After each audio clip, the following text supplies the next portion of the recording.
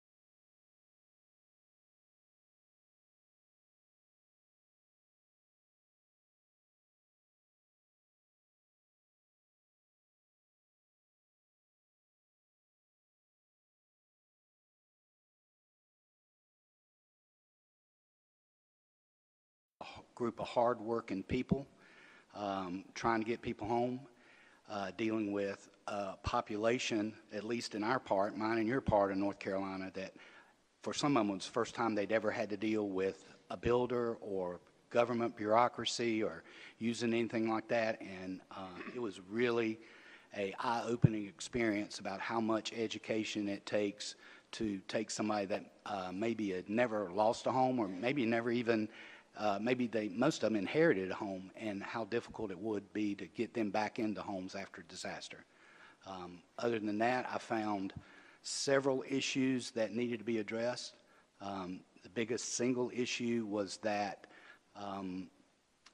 we had a real issue with local capacity. You get all these homes in the pipeline in a small county like Bladen or Columbus, Mr. Chairman Jones. It kind of overwhelms the system really quick. And that was one of the first things we worked on. Another thing I found out pretty early on, and I think this committee addressed it early in the process, or at least early last year, was that the contractors involved, and there are a ton of them, they were not getting paid quite as quickly as they need to be. And there was a cadence in the 30, 60-day pay that needed to be corrected, and to Encore's credit, they figured out a way to do it and got contractor pay down to almost 2 weeks, which if anybody's in the construction business knows that a 2-week pay makes it a lot easier to keep contractors on the job. Well, with what you have seen, has some of those practices been put into place? Is the question, have those practices been put into place? You recommended? Yeah. Oh, yes, sir. Yes, sir. If y'all remember, I think the average homes per month in 23 was around 55, 52, 55. In the last 9 months, the average homes, families returning to homes was a little over 115 per month. I'm going to change gears a little bit. You know, the budget of this state's a little precious to me. And how did we end up where we're at 175 million short? Is that the actual number, 175 million? Because I see 175 million. Then I see where you're pulling some money from some mitigation projects that were already in place to start moving. Is that still happening? Well, I can answer those questions, Mr. Chairman, and I'm happy to, but if I'm not mistaken, and I'll yield to the committee's direction, but I believe Ms. Hogshead has a little slide presentation, Mr. Chairman, that might I want to hear answer- it from you. You want to hear it from me? So if your question is, what happened? Why are we here? Or are you asking, is 175 million enough? Yeah, is 175 million a number? The operational accounting showed in the first pass at the operational accounting showed that 175 million should be able to finish all the homes. When we did a deeper thing, and by the way, I'd like to do a shout out for OSBM for all the work they did and making sure that we got our numbers right. When we did that, the actual accounting review where they actually went in across Salesforce and all the accounts payable, it's clear that it's going to be about $221 million to solve all the problems, to return all the homes in the queue and get those families back. So, but that, remembering that the 175 was an operational review where there was attrition involved, likely cost savings because we can get home, the experience and having those contractors at the table, whereas the accounting review revealed that you couldn't really, it wasn't fair to use attrition. You had to, when you do an accounting review, you have to look at the ledger and say, this is what returning 4,200 families home will cost. So the accounting review is going to be more than the operational review. Okay. Are you still planning on holding or moving that mitigation funding that was for, I guess, workforce housing that was already in the works?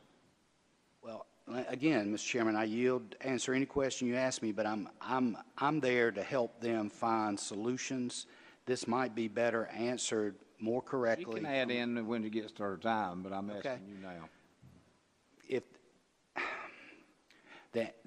the budget proposed that we shared with your staff, and by the way, I need to do a shout out for your staff. They've done an amazing job in the several meetings we've had over the last several weeks, shows that it's going to take $47 million to do the affordable housing that's in the original NCORE envelope. The NCORE was able to shift $43 million plus or minus inside their complete package envelope to help address the gap in the funding that we're talking about. If your question is the intention for NCORE to do the affordable housing, the answer is clearly yes, Mr. Chairman, if they have the money. But with that being said, are we still pulling the money out of these rural counties that was getting that money to build this workforce housing? These small towns, such as Beulahville, such as Maysville. And Robeson County, too. Robeson County as well. Mr. Chairman, right now, NCORE's too far over its skis. It does not have enough money to finish the projects in its queue or the affordable housing. I mean, it's pretty straightforward. That's the reason we went to you and your staff before the last session and said we need $175 million, and that's the reason we've met with your staff and continued to give them the numbers, showing them in a spreadsheet, full-blown spreadsheet of where everything needs to go so that everybody knows what's happening and what's needed. So in short, the answer is yes, you're going to pull that funding. Is that correct? If we don't have the money, it's inappropriate for a state agency to continue to promise and obligate more funds than they have. So if we don't have the funds to do the project, Mr. Chairman, we need to pause the projects. Okay, and just so everyone understands, when you said the last session, it's not like it was last June. It was October the 22nd when we learned of this shortfall, correct? I believe this, yes, sir, but in full disclosure. Less than a month ago.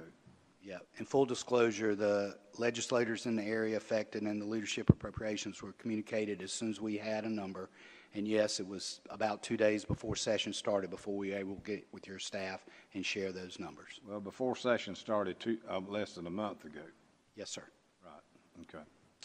Ms. Hogshead, excuse me, would you like to add anything of these questions that I've Certainly, asked? sir. Mr. Gibson. Yes, so right now we have an action plan amendment that is public that moves $44 million.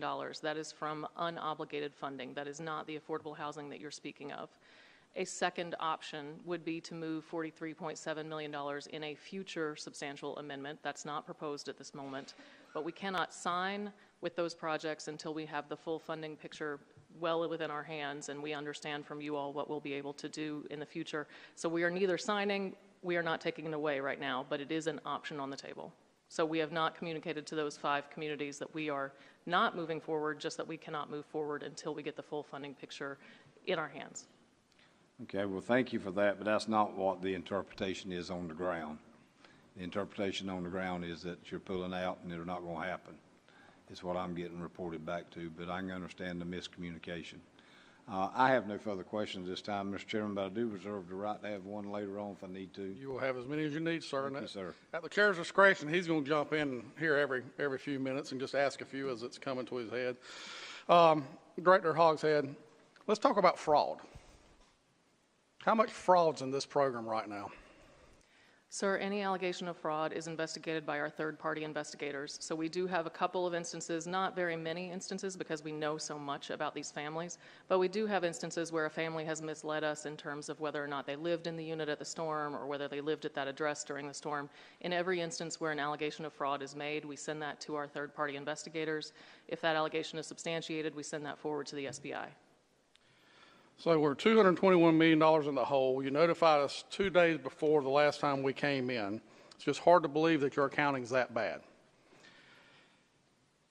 I asked Mr. Gibson to send over a list of homes that were looked at in Columbus County and Robeson County. As going through that list, I actually found 2 houses down from me, part of your agreement to resiliency or rebuild. There's no flooding near my home. As I perused through those addresses, I found several that should not have been on this list. Did you guys do any due diligence at all with these homes, or did you just sign them up and push them out? Either one of you can answer that question.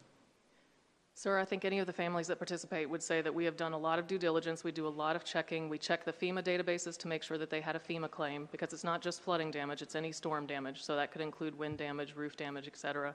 They have to prove to us that they own the home, that they lived in the home at the time of the storm, and that they received storm damage. Usually we verify that through the FEMA data set. And so we have all of the information from FEMA about what FEMA verified immediately after the storm, and then we come in with the further analysis. But there is a lot of paperwork that we have on each of these files, and if there are allegations that you'd like us to follow up on, we're very happy to do that. So that's what I was going to ask. If I give you an address, you're going to hand me a piece of paper that says you've looked at the roof, you looked at the walls, you've checked it, because I can give you some addresses where houses were replaced that had no business being replaced.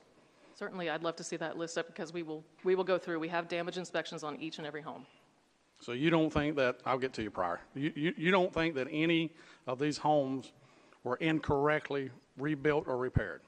I believe that they all had damage. I believe that they all had I know that they all had a damage inspection from FEMA. My house has some damage. You going to come cover my roof for me? If you would The apply to rain messed up my roof. I'm going to call it hurricane damage. Right. We would have to first deduct whatever you receive from private insurance. The homes that we are working on are where folks did not have a mortgage, typically did not have private insurance, and had no other way to fix the damage. Okay. And I think I asked you this question last time. If we were in the private sector, would you keep you guys on as staff? Do you think you have run this as a business properly? Either one, please answer. Well, I'll be glad. If I may, Mr. Chairman, Yes, sir, let me Mr. address a couple things in Sure. the previous question. First is, I'm like you. I was wondering how some of these houses got funding and got replaced when they weren't in a flood zone. Come to find out, there's a lot of houses that got eligible from wind damage and from rain damage, not necessarily flood damage. And the other thing I've done, Mr. Chairman, is I've looked at how HUD and these inspectors do their process. It's not a casual process. I'm absolutely like you. It'd make me crazy to think somebody was getting a house built that shouldn't. But I would argue that, well, I'll use y'all for an example. At least 10 times as many calls came from your legislators and your colleagues asking for more help for folks instead of complaining about fraud. Don't get me wrong. Any fraud is bad fraud. But these, as I said before, and I think it's clear to anybody that's gone through one of these disasters, these projects are not like building a subdivision. These projects involve people that have never had to deal with anything like this, never dealt with government, never dealt with taxpayer money, never realized that their grandma had moved the trailer 5 feet from the property line. I mean, there are so many unique situations in these projects that make them expensive and not easy to solve. And the answer is, to your second question is, I sure, Bud, hope when we get through after this that I ain't never in disaster recovery again. You can believe that. Well, that was the cliff you walked on. But so, Director Hogshead, you said usually verify through FEMA. Why not every case? Why wasn't every case verified that way? We ask for the full FEMA data set, and almost every time we are able to find where the family signed up with FEMA. If the family never signed up with FEMA and never received a FEMA damage assessment, then we send in our own inspectors so that we can verify, just like Pryor said, what the damage was.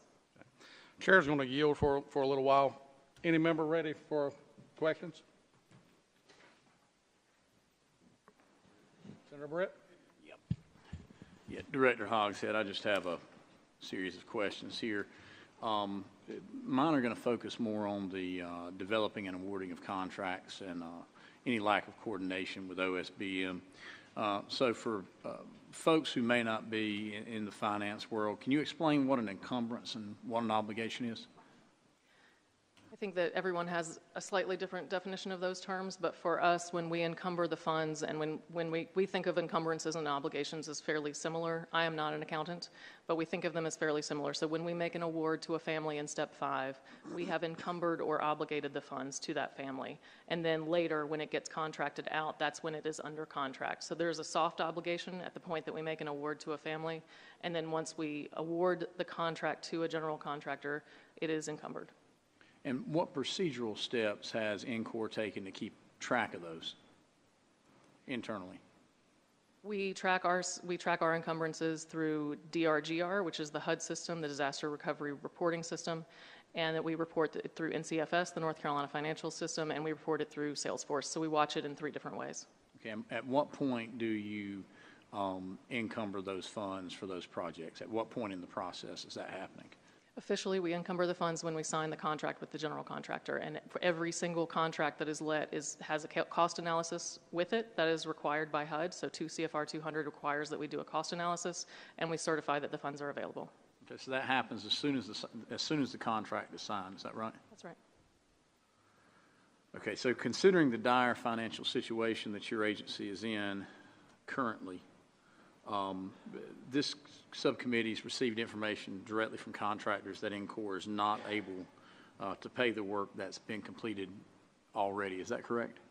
No, sir. We've continued to make payments. The pulling of funds from the federal government takes time, depending on how you're pulling it. So, one, we have slowed down payments so that we can ensure that we have regularity of payments, and so that we can get to this point where we can talk with you about what the future holds.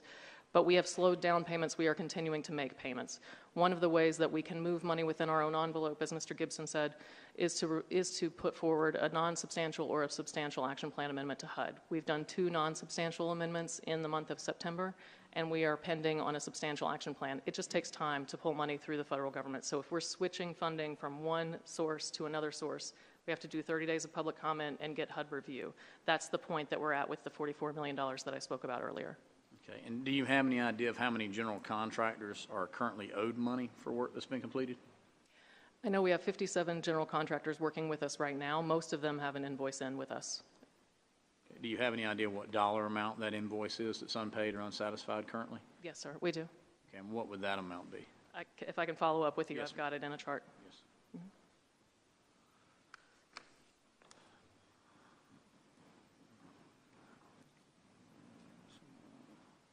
So I guess bottom line, INCOR is requesting anywhere from $190 million to $290 million, more depending on whether or not you're allowed to use other money that's previously designated, up from the $175 million that Governor Cooper had previously asked for. Is that right? Yes, sir. If we do not account for attrition and we do not account for any of those other funding sources, that's correct. Okay, and are there any other contingencies that you're planning for? Do you expect any other increased costs? Do you expect this amount to be more 6 months from now than what you're saying it is now? I know the communication I had with INCOR was it was 170, that was the whole, and then now it's almost 290. So we continue to watch costs. We, having done 2,800 projects to date, we have a pretty good sense of what each of these projects costs. The real outstanding factors are that we may have more attrition. Attrition is hard to count on because some families may make it through the challenge that they're experiencing now, some may not. We have 126 families on hold right now for various reasons. Either they have easement concerns, they haven't paid their property taxes, for whatever reason they're an airship property and they can't get a permit from their county. Variety of reasons, but 126 of them are on hold. Not all of them will make it through, and so we have to make a calculation about how many of those folks will actually make it to construction. And how are you making that calculation? Based on our history. So we have a historical attrition rate. Right now, towards the end of this program, we are at the hardest files, and so these folks have more challenges than perhaps the easier files that moved through in previous years, and so we have made a few assumptions about what we think will happen with those families on hold. Okay, and another issue, so one thing that I'm dealing with, I have anywhere between 10 and 15 NC Rebuild emails a day of folks that the projects are quote-unquote complete, but yet the work is not complete because there are still issues with their homes. There are floors that are falling through, there are doors that are coming off of hinges, very subpar work that's been done, and these folks are trying to get NC Rebuild to get the contractor back out to do the work. So what about the calculation of the price to come in and fix some work where you had a contractor that didn't do work right in the process in the first place? And again, most of the folks I'm talking about are people who've been out of their homes since Hurricane Matthew, Hurricane Florence. And, you know, we've got to address these issues with these folks that are, yeah, they're back in their home, but they're back in the home that's got subpar construction. And then now we've got everything that's going on out west. You know, we're trying to figure out what kind of faith can we put in your agency, one, to deal with these issues of these folks, but then also we've got all these additional thousands from western North Carolina that are now, I assume, going to go to the back of the line of these folks in eastern North Carolina if we continue to do things the same way. Do you have any solutions or any answers to any of those issues? Yes, sir. First, all of the homes that we complete have warranties. So they all have a 1-year workmanship warranty, 2-year systems warranty, and 10-year structural warranty. So the folks are correct that the GC needs to come back and correct any work that was not done correctly. All of these homes pass our final inspection and the county's final inspection, so they all receive a certificate of occupancy. If there's a problem that crops up later within that 1-year period, of course we get the general contractor back out to fix it at their cost. We do not pay them extra for that work because that's work that was supposed to have been done correctly the first time. So there's no hesitation there on our part in getting the general contractor back out. With the volume of homes that are being worked on right now, it is sometimes difficult to get the contractor out to a home that is already complete, but we stay on them and we measure them by their responsiveness. So they get dinged in their scorecard if they are not responsive to their warranty concerns. As for Western North Carolina, we do not have funding for Western North Carolina. That will have to come from HUD before we can earnestly start on that process, or the legislature.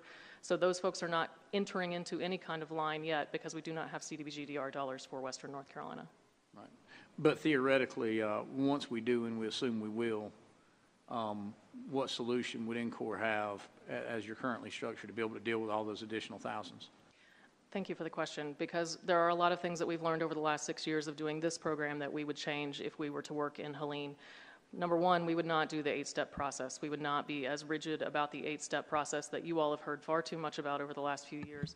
We would make sure that at the point that we give an award to a family, that lot is ready for construction, and so we will be working on the process up front so that we resolve the easement concerns, resolve the county concerns, resolve the local capacity concerns before the family has an expectation of an award or is moved out of their home. So there are a number of steps that we can take to do inspections earlier, to make awards and construction work more closely together, particularly because we do not have different vendors doing those operations now. As we started, as you all know, in Florence and Matthew, we had various vendors doing different parts of the program.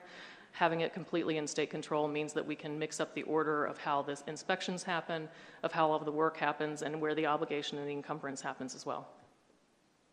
Thank you, Director Hogshead. Mr. Chairman. Thank you, Senator Brett. Representative Stevens, you're recognized for a series of questions. I've got a telephone in my way, so I got to get to my button. Thank you. I think one of my first questions is, why is it harder if you are scraping and rebuilding or scrapping and rebuilding than it is to build? What's the real issue in the rebuild? Are you asking me, Sarah? I mean, I'm asking- well, I'm first off, asking whoever remember, answered. almost all these projects, I'm speaking from a construction side, not an accounting side. A lot of the folks that are getting these rebuilds are in areas that they have low experience with real estate, construction, and the owners of the properties interfacing for the first time with a government program and contractors they don't know and a state agency that's trying to help them is cumbersome. That's start out with. But almost all the projects end up having to have some kind of mitigation. They got flooded or damaged for a reason. So a lot of times the site development has to have more work done to it than an average project. So it's a combination of things. The good news is Eastern North Carolina is usually relatively easy to build in. You don't usually have the septic tank perk problems and some of the other things that our friends in the West are going to have. And usually you don't have the topography issue that our friends in the West are going to have when they start rebuilding. But generally, doing disaster rebuilding is a much more complicated and bureaucratic and painful process than just going out and building a subdivision. I've done both, and it's much harder, much more expensive. But if they've been approved and you've decided what you're going to do, why is it more expensive to build? Don't you then take control and the individual doesn't have that kind of input? Well, I would argue that it's not an argument. I mean, it's clear that it's the 80-20 rule applies here. For 80% of the projects, there's no problem whatsoever. They get there and it happens. But there are a large percentage of projects in the areas that get flooded, usually, unfortunately, a relatively low-income area that's along a creek or next to a swamp or something like that. And, yeah, they are literally 20 to 30 factors that could get involved with doing a rebuild that you ordinarily wouldn't have if you were building a house on typical high ground where folks usually build. Yeah. May I add, most of these homes have never had a permit pulled on them. So once you go to get a permit, then you discover the easement issues or the septic issues or the other issues that would make the project more complicated. Now, you don't actually, under your regular payroll, have any of these contractors, actual builders. Your staff is simply in-course staff doing administrative stuff for the government. The gentleman who runs our construction projects is a general contractor, but he runs other general contractors that physically do the work, yes. Okay. So how many employees do you have? Right now, we have just over 200. You have 200 employees. You've let go, is that before or after you let go of 30? That's after letting go of 41 in August. 41. So at some point you had 241 employees. And only one of them was the contractor person, the person who actually dealt with the contractors? So no, a number of our staff deals with contractors. Our general contractors are involved in our accountants, with our quality control, with our inspectors. A number of our folks, we have a few inspectors that are general contractors as well. But what I'm saying is the gentleman who runs the program is a general contractor himself. And we have a number of folks that have general contracting experience on the program. But what is most important is that we lay out the program for the general contractors in our contracts and in our manuals so that it is clear to them what is expected. The 41 employees, I'm assuming then, are the people who are doing the initial intake, steps 1, 2, 3, 4? Yes, ma'am. And that is largely done. All of those people are gone? Yes. And you still have 200 employees? Yes, we have about 60 case managers / lead / folks who answer the phone, and so most of that, the bulk of that is in case management and making sure that the families have the information that they need to get home. Okay. And currently you're 56% of our budget. Does that sound right? No, our entire budget for the 3 grants that we have is $981 million. That is for all of the things that we do. And how much of that have you spent? We have obligated all of it except for the $44 million that we are seeking to move within our own envelope. Okay. Then I'm going to go back to something. I think in one of these reports you said that there was $37.6 million not available to pay for things that have already been built. They are outstanding invoices that have come in over the past few months. So we've been paying at $5 million a week. And if you encumbered the money as soon as you let the contract, why is the money not there for this $37.6 million? Maybe I need to understand your definition of encumber.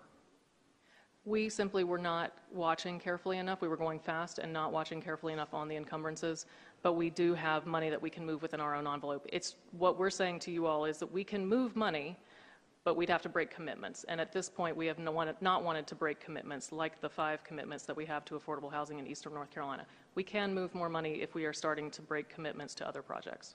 Okay. The 37.6 million, though, when you encumber it, does it go into a separate, basically separate pot? It's encumbered. We will not spend this money elsewhere. We do not hold the cash. HUD holds the cash, and so when we make a payment, we pull it down from HUD.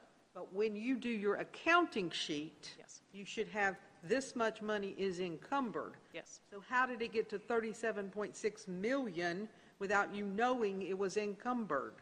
We knew that it was encumbered. I think we took for granted how much flexibility we have within this budget. We have taken, and we've testified to this over the past couple of years, we've moved money between projects and between programs a number of times over the years. I think we were counting too much on that flexibility. We still do have that flexibility, but we would have to start breaking commitments. So you've taken encumbered money and encumbered it a second time? No, ma'am. We have taken money, for example, the buyout program is the program where we thought we might have more participation. So we parked initially a lot of money into the strategic buyout program, and then we didn't have many families who wanted to be bought out. So we have slowly moved money out of so we did not encumber it twice. I understand that. But obviously you have encumbered money twice because you owe $37.6 million to people who have completed projects that you said were encumbered the day you did the contract. So how did that happen? The money exists within our full budget. We just have to move it around, and we may have to break other commitments if we do not receive more support from the General Assembly. Okay. I keep hearing you say that, but that doesn't explain to me the accounting procedure that you say, I got this contract, I put this $1 million over here, I got this contract, I put this $1 million over here. It's encumbered, and it's $37.6 million encumbered that is no longer there to pay bills. Yes, How did that happen? I think we counted too much on the flexibility and the moving of money that we are able to do. And as I said, we are moving $44 million through this most recent substantial action plan amendment. And you talked about perhaps trying to move some money from different projects. You've gotten some money in in April of 23, you got money for Tropical Storm Fred to help out west. And that was in April of 2023. You got, what, almost $9 million, $8 million? $8 million in the first allocation from HUD and $5 million in the second allocation from HUD, so a total of about 13. Okay. And how much of that have you used to fix damages in the west? In the west, we are working with Haywood County very closely because we came in so late to the process. We did not realize that HUD was going to give us an award for Tropical Storm Fred, and at the point that they did, OSBM had already taken care of most of the homeowner needs in the Tropical Storm Fred disaster.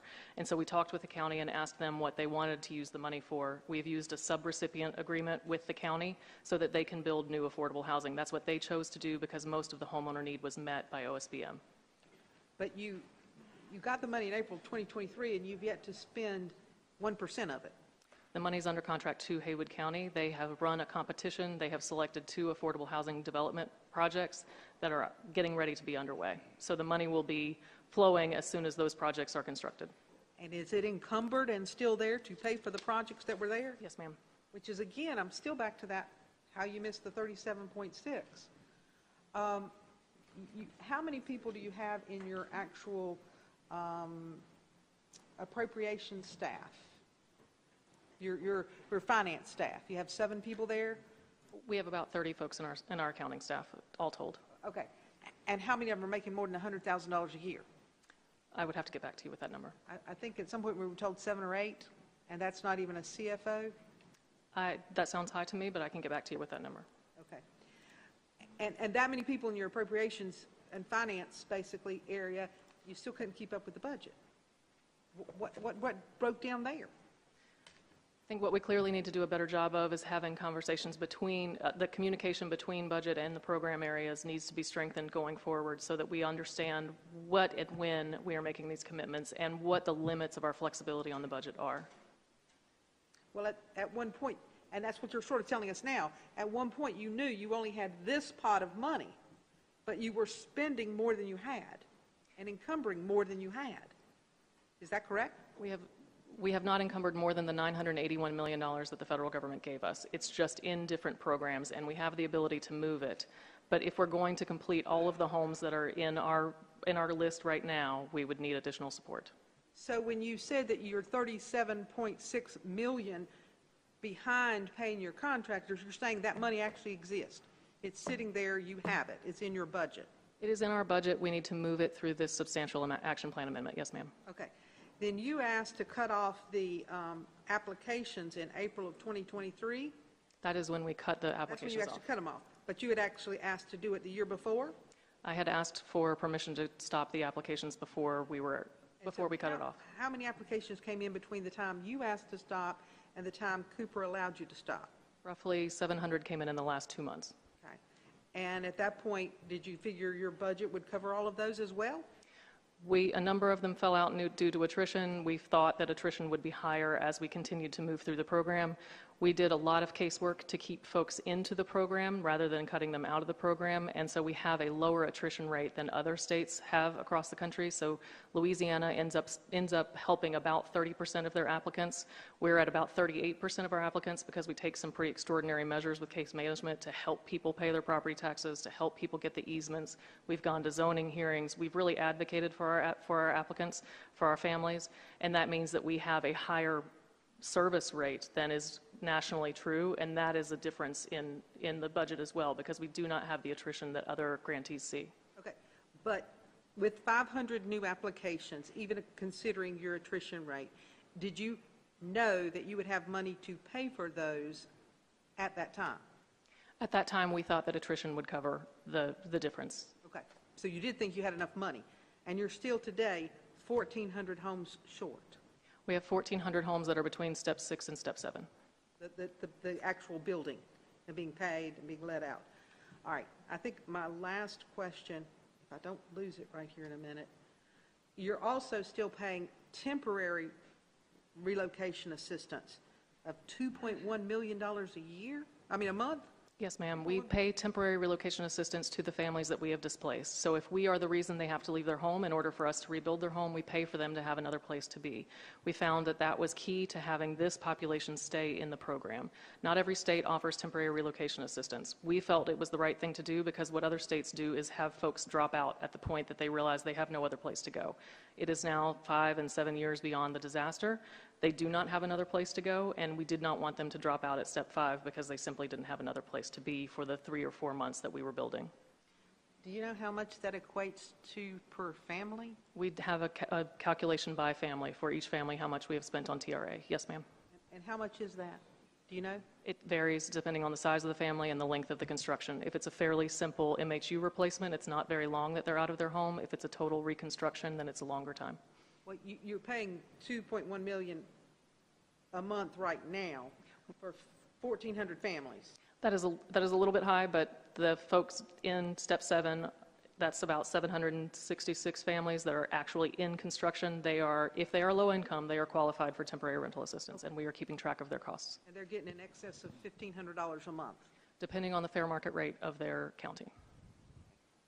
I have no further questions right now. Director, I just want to give you a moment to clarify something or expand on what, between the interchange with you and Representative Stevens, which you was talking about the spin you were going through, and your quote was, "We were not watching close enough." Was anybody watching? Yes, sir. We were watching the various lines of the budget, but we were not watching carefully enough. We were watching, but not carefully enough, the various lines of the budget and what each flexibility could mean for the other programs. I think we're asking the question, who was watching to see that it got this heavy in the hole? Who's responsible? I'm responsible. You're responsible. Senator Britt, follow up. I just have one follow-up. I thought I heard you state that you were 37, or you had encumbered 37 million more than what you have. Is that correct? We have $37 million worth of invoices that are outstanding right now. We have the $30 million that you all provided for us last month, and then we have a $44 million amendment pending. Okay, so absent that amending, though, that means you have, in fact, encumbered more money than you have. Is that right? No, sir. The money exists in the federal budget. It exists in a different program. So if we are going to move more money from different programs, so say moving the money out of the affordable housing projects or moving the money out of an infrastructure project, the money exists in the INCOR budget. It's just not in the homeowner recovery program line item. Does that require an amendment for that money to exist? Yes. Okay, so let's say the amendment doesn't happen. Does the money exist? We've amended our 3 grants 21 times, and HUD has said yes every time. So they practice maximum feasible deference to the grantee, that is their phrasing. And so as long as it meets the federal requirements, they do allow us to move money.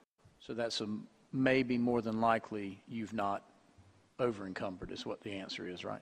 So the money exists in the budget. We have asked the HUD to move the money into the proper line item, $44 million. Okay. I just want to step back at something you said, but I want to yield to the senator. Looks like it's going to cost about $980 million. You guys came to us for $530. We've already talked inflation. We've done that. The original budget was for $530 million thereabout. So it's about a $450 million difference now. You just said you were at fault.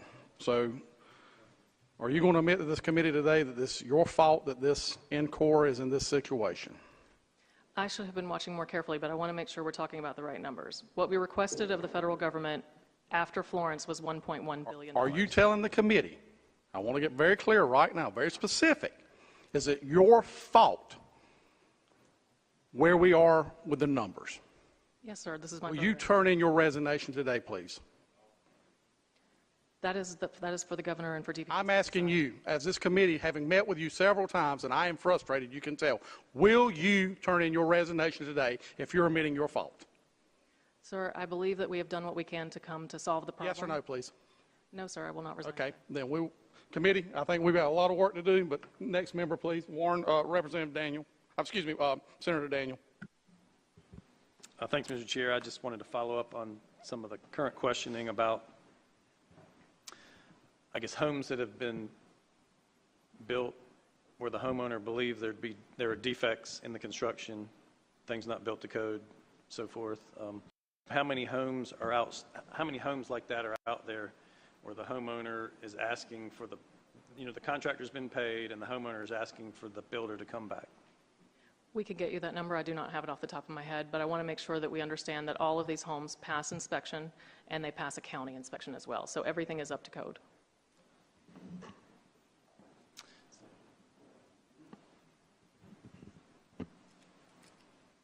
Follow up. You recognize what So when there is so let's just say whatever aesthetic defect, the trim doesn't match on anywhere in the house or something. What leverage are you holding? So a contractor, I guess, is building more than one home. So what leverage do you try to exercise over a contractor who is slow to go back and fix the punch list? Are you withholding payments from them on current jobs to get them to go back, or what measures are you doing? Yes, sir. So we always hold a retainage for the general contractor to make sure that they've completed the home. But further, we score each general contractor based on the work that they do, the complaints that they receive, how quickly they get the work done, how well they do their invoicing. So we have a scorecard for each general contractor that is the same criteria for all of our contractors. We score them every Friday. And if they do not score more than a 75, they cannot participate in future bids. So it's an incentive for them to continue with the program to keep the homeowners happy that they have already served. So I guess if you could get us that information about how many punch lists are outstanding, I'd appreciate it. We will. Thank you. Senator Jarvis. Thank you, Mr. Chair. Director Hogshead, I would like to just sort of recap and go over some of the things that we've looked at and I've questioned you about in the past 2 years. Hopefully, throughout the process, we're going to find out a lot of areas where you've improved the process and done things in a better fashion than what you were previously. I think we currently still have about 1,500 applicants that have been promised a home or a rebuild. Is that correct? It's right around 1,400, yes, sir. Okay.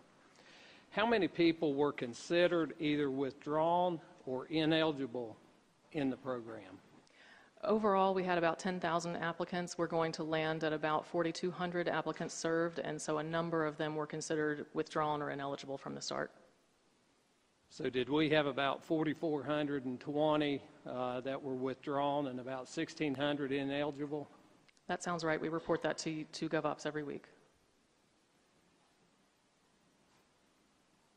that number's actually higher than the homes that you've even completed, correct? Yes, there are more folks that did not make it through this project either because they were not appropriate for the program or because they determined that they did not want to move through the program. So in the beginning, when it was less clear what this program was, in the immediate aftermath of Matthew and Florence, renters were applying, landlords were applying, any number of people were filling out the application. As we went through the triage process and explained what the program was, explained what it wasn't, and that it was primarily for low-income homeowners, then a number of people were withdrawn. Were most of the withdrawn applicants from the NC rebuild? I'm sorry, I'm not sure I understand the question. From the From the building homeowner. reuse as far as rebuilding a damaged home as opposed to a complete reconstruction? A new home versus a remodel? So for the folks that were withdrawn, most of them did not get to the point of having an award where we determined whether it was going to be a reconstruction or a rehabilitation. Is that what you're asking? So what was the main reason for them being withdrawn? They could not make the federal requirements. So either they did not want to pursue, or we could not verify that they had storm damage, that they were the owner of the home, and that they were low income and eligible to proceed in this program. Okay, so that would be just the ineligible was 1,600, but there was 4,400 that were withdrawn. Why were they withdrawn if they weren't ineligible? Any number of reasons. Sometimes they stopped communicating with us, and we had a protocol for how many times we would send letters and do phone calls to try to reach them. Sometimes they simply stopped communicating. Some of them are voluntary withdrawals where they took themselves out of the program. Some of them are involuntary where we could not reach them anymore. Okay. One thing I think I heard mentioned here today, is it correct that applications from Matthew and Florence were left open until spring of 2023? Yes, sir. We did not receive the Florence funding until June of 2020, and so we left the application open for both Matthew and Florence because at that point we knew that there were Matthew families that should have applied for the Matthew funding that did not. I've looked at other programs that are done around other states, and I've never seen a program that's left open for years. Normally, application programs, 6 to 9 months. Why did you choose something different? That is a question for folks above me as well. I did not completely control when the application closed, but we wanted to make sure that everyone that was eligible knew about the program and was eligible to apply so that they could receive the benefit if possible. Remember, we were opening this application during COVID, and so we did not have in-person centers. We had a lot of phone centers, and we were not able to meet people in centers as we had been after Matthew, and so we wanted to make sure the word got out. Okay. If I also just heard you say you were going to, you felt like that the fall of this year you will have all the homes done and repaired in this process. However, you stated that these homes are more complicated and harder than any of them you've had and have complications throughout them, and you don't have the money to do it. How can you do that? The caveat was if we receive the support that we're asking for, we can finish the homes in the fall of 2025. And we are finishing homes at an average of 115 per month, even though they are very difficult homes. Right now we have 766 in construction, and so we have a number of them that are just about done. We have 76 waiting on power restoration, so we've got enough homes in the pipeline that we are working through those challenges and getting to over 100 homes a month. So you've got 1,400 more homes. You've only completed 2,800 in how many years has this been now? 6, 8? So we received the Hurricane Florence money in 2020, and we began building in earnest. As you all know from testimony here, 2022 was not a very fast year for us. 2023 is really where the pace started picking up. I just don't see how the numbers add up that you can get done basically almost with whatever funding you have requested based on your past history. That is simply based on the 115 homes we're doing per month right now.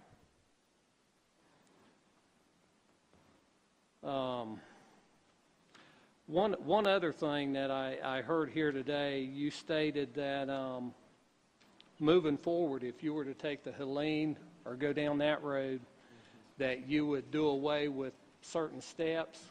One thing being you would also make sure that the sites, the zoning was correct. Your office would do that, checking the septic systems, checking to make sure all the different issues were taken care of. I believe it was about 2 years ago I brought that up. Have you not changed that process yet?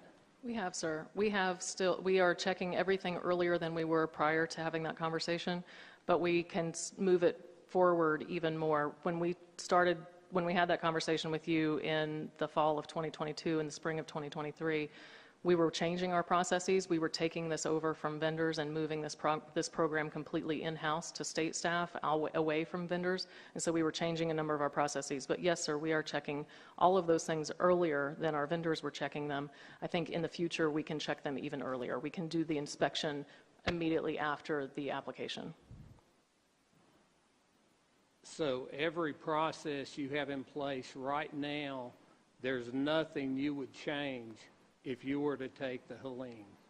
No, we would have to change more. Obviously, we would have to change more because Helene is a different recovery. But also, we can be faster about doing a pre-application for folks so that we get most of the work out of the way. Importantly, INCOR is the disaster case management entity for the Helene survivors, so we are getting all of the FEMA information right now for Helene. That answers 80% of the CDBG-DR questions. So once we have access, we already have access to that FEMA data, but once we are running disaster case management, we can help families see not only the FEMA process, but the FEMA plus the HUD process, and we can make those run more concurrently. So we can help the information work together at the front end so that the family knows what the next best step is for them. So moving forward right now, as of today, you've implemented everything we discussed 2 years ago. We have, sir. We have moved up every process. And so moving forward, the only thing you're going to change in Helene would be the application process. No, sir. We would do a pre-application process where we could get most of the questions answered, and then at the point, to previous questions, at the point where we are encumbering a contract, we would do that at the same time as the award. So we would not have an award in step 5 and a contract in step 7. We would put those processes earlier so that we know we're saying to a family, you can have an award, your zoning is correct. The zoning laws are very different in Western North Carolina, so that's going to take more checking. The septic issue, as prior said, whether the land will perk, the geographic issues, all of that will have to be checked more carefully on the front end and worked more carefully with the local government to see where they want to allow rebuilding and where we can rebuild, what land is stable enough to rebuild on. So all of that is going to happen sooner. So all of the 1,400 homes that you currently have in the queue from the previous, you've already gotten all this stuff situated and all the zoning issues, all the permitting, septics, you've done all that check?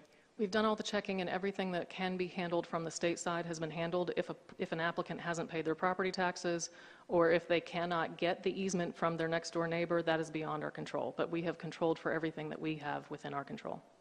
You say that the state can do, but the state can actually go into the county and work with the county and take care of issues that are there. We do, and that is where Mr. Gibson has been very have? helpful. Yes, sir. All 1,400? We have been very involved in all 1,400 cases. Okay, changing gears, I want to address a little bit about the TRA, Temporary Housing Relocation Assistance. I believe as of November the 6th, 2024, do you know how much we've spent to date on Yes, sir. TRA? Yes, sir. We report that every Friday to GovOps. It's $76 million. $76.5 million. How many homes could that rebuild? That could rebuild a number of homes, but it did help rebuild the homes, because if we did not provide that temporary relocation assistance to low-income owners, because only low-income owners can receive that benefit, if we did not provide that, many of those families would have dropped out of the program and could not move forward with their home. Based on a ballpark average, just to put this in perspective, you're looking at somewhere around 270 to 280 new homes that people could be in based on what we've paid to put them in a hotel. Since the first hearing all the way back to September of '22, NCOR gave the General Assembly a specific request for the program to allow assignments so that NCOR can get contractors moving. As I understand it, we granted that to you back in 2023. Since then, how many contracts has NCOR assigned or ordered to speed up the process? I do not have the number of assignments off the top of my head. We can get that back to you. But what we did implement was a weekly contracting process. So we, every week, every Monday, sometimes Sunday night, would release a package of reconstructions or MHU replacements or rehabs, and that bid would close on Thursdays. We awarded it by Friday. So we entered into a cadence where we were awarding every single week. It was my understanding this actually has not been used on a regular basis. The assignments have been used, sir, and we can get you the number of times that we've used it.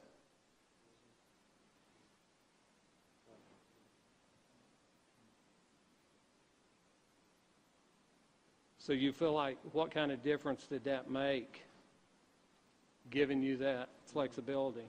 It was tremendous for us. It gave us a tremendous amount of flexibility in both HUD's eyes and in the state's eyes to move faster with contracting, to assign out the projects that were harder to do, that were not being picked up by general contractors, that simply had some challenges to them. So it allowed us to assign projects since we started implementing that as soon as you all gave us that permission. How's the grading system changed since the last time we met? We have made every so often we upgrade the scorecard and we make it more strict as we see challenges. So to the Senator's earlier point, we were not as focused on warranties earlier in the program. As warranties became an issue and as it became an issue to get general contractors to go back to the homes that they had finished, we made that a stronger scoring criteria in the scorecard. So at each turn, we have emphasized timeliness, we have emphasized reducing the number of warranty issues and making sure that these contractors are coming in on budget. I know that back in March of '23, contractors were not able to give or get any more houses until they completed, or at that time you were began work on at least 50% of their contracts. And I think we had conversation that rather than begin work, it needed to be based on completion. Yes, sir. Is that all being based on completion at this date? Yes, sir. We judge how quickly they go from contract to completion and, from contract to start and from start to completion.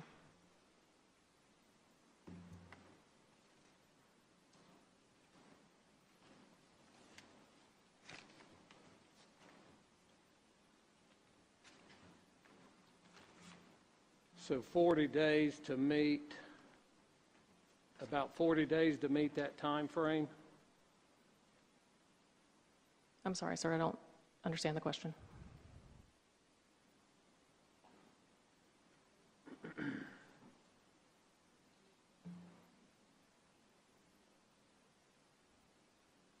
As far as the average time that you would give the assignment to a general contractor, how long is that? Under this assignments that we granted you back in 2023. We started using it in March of 2023.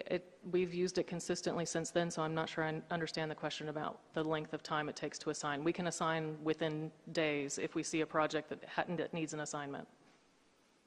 So every week you assign? Every week we procure, because that is the method preferred by HUD, but where we see a project needs to be assigned instead of procured, we can do that immediately.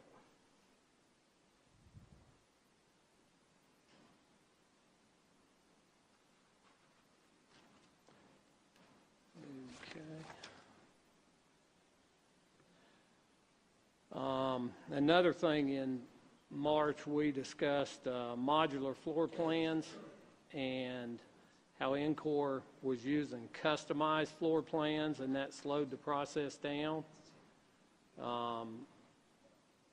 Have you changed that process to limit it to just 4 or 5 different models?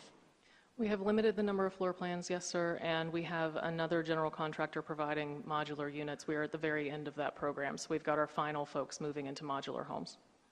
So how long does it take to turn out a modular home that you are requesting? I can get back to you with that, sir. According to my numbers, it looks like it's averaging 640 days total. And in 2024, it's been 822 days per home. And basically, it would appear that it's because of a lot of customized plans from what I'm hearing that has been issued. So 844 days, is that what you said? 822. 822 days is longer than we've had the contract for modular homes. So that does not sound right to me, but let me get back to you with the number of days. I just wonder why we continue to put out more complex building designs rather than go to a modular home and get a normal home that they build. Some of them they have sitting on their lot. We could contract with them. We don't have to meet. This is not a replacement insurance. Right. Yes, sir. And we contemplated, we have gone to some stock options. What we ran into was that the families that had signed an award for a particular floor plan did not want to give up on that floor plan, and so they asked us to stick with that original floor plan. If we were to do this again in the future, it would only be stock lines. So we've already talked to the Eastern Band of Cherokee, who have their own modular factory, about using their stock lines.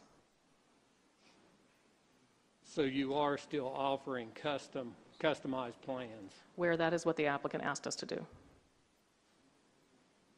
So it's like a replacement. It's not a replacement for the home that they lost, because they are not custom homes to their loss. They are a dozen floor plans that we control. So it's not custom to their previous home. It is a plan that the state provides. So why did the state provide a home that was not a standard home to the builder? We do have standard floor plans that we provide to the builders. So we have about a dozen standard plans, and the families chose from those plans. You're still not following. You're not offering what they have on the lot. You're still offering stuff outside of their, it's a semi-custom home. So for MHUs, we are offering what is on the lot. For modulars, there were a set of floor plans that were under contract at that time for the GC to build. Moving forward, we would do modulars the same way that we do MHUs. So moving on to another situation, how much in liquidated damages have you incurred at this date? I can get back to you with that number. We do regularly assess liquidated damages. Do you know approximately how many times you've assessed liquidated damages? Dozens. We've regularly assessed liquidated damages when a general contractor does not meet the timeline. I know before you were not doing that at all. The average reconstruction in 2024 is well over 500 days, 580 to be exact. And you still believe this is acceptable for someone to wait? No, sir. Our contract states for a reconstruction, you have 108 days to complete that reconstruction, after which you're subject to liquidated damages.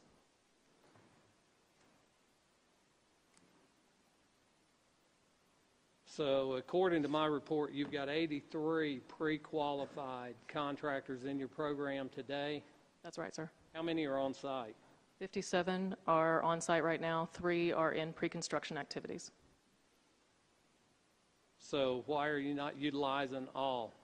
The others either are waiting on their certification from the federal government, they need a SAMS number to move forward, or they have not accepted any of our assignments or bid. So they're not totally pre-qualified then? They're pre-qualified by our definition. We would give them a project if they would accept it.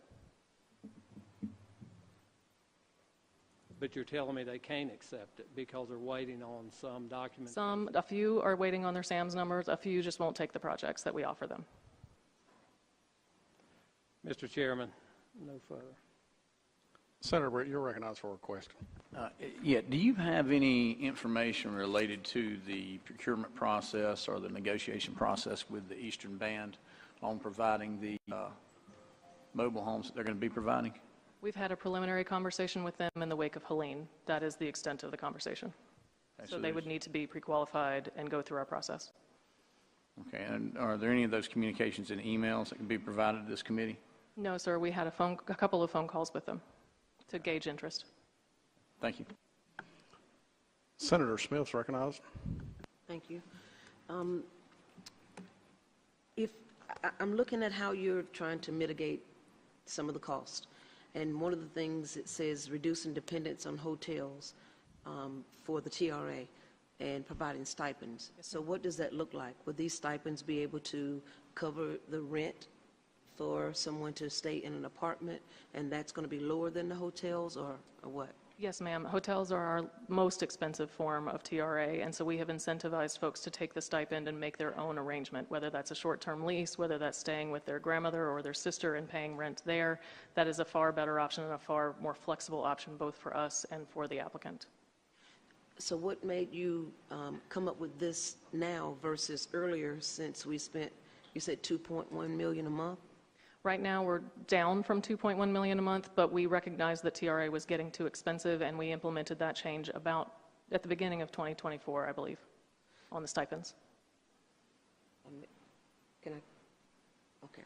So with this, if they're given a stipend for an apartment, will they be able to have like furniture, or they have to now go purchase their own furniture? What does that look like? It's up to them. Really, it's about them taking charge of their recovery and doing what's best for them. Often, what is best is staying with friends or family and being able to pay rent, since it's usually a short construction period, 3 or 4 months. If it's an MHU, they're only going to be out for 2 months. That's hard to find a short-term rental for 2 months, but we want to provide them the flexibility to do what is best for their family. And what is the longest length of time someone's had to be in a hotel? I would have to get back to you with that exact figure, but we can get that from our system. Okay, but we've had people over 6 months. Yes, in a hotel, yes. But average now, you're saying 1 to 2 months. Depending on the type of construction. So if you're getting a mobile home and it's a pretty quick setup, then it would be 1 or 2 months. It doesn't take very long to set a mobile home. If you're getting a complete reconstruction with an elevation, that's going to be a longer time that you're out of your home. Okay.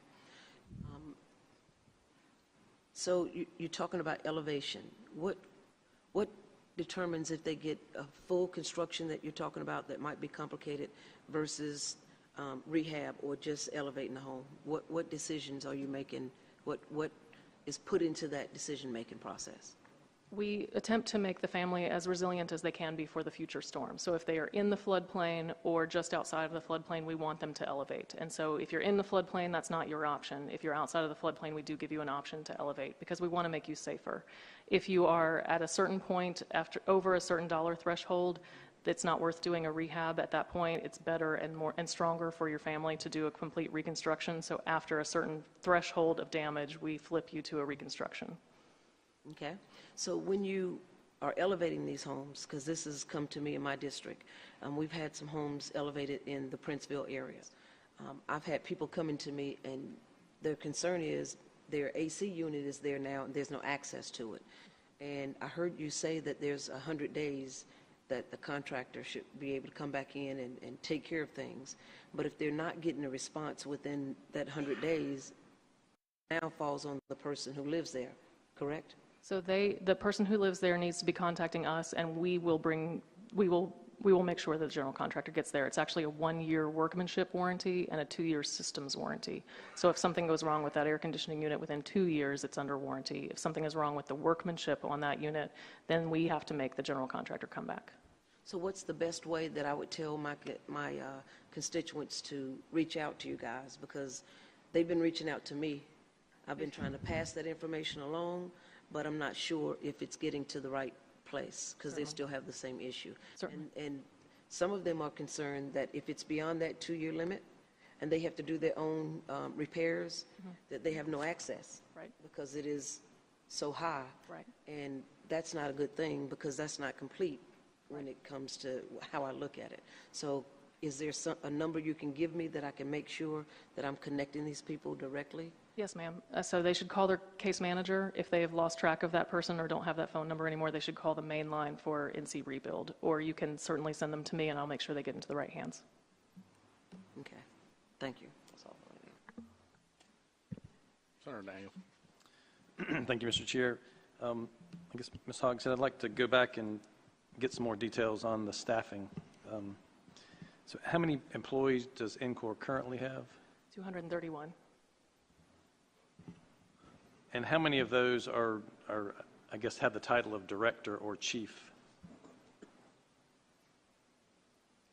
Off the top of my head, roughly 10. And so do all of those 10 have people they supervise that report to them? Yes, sir.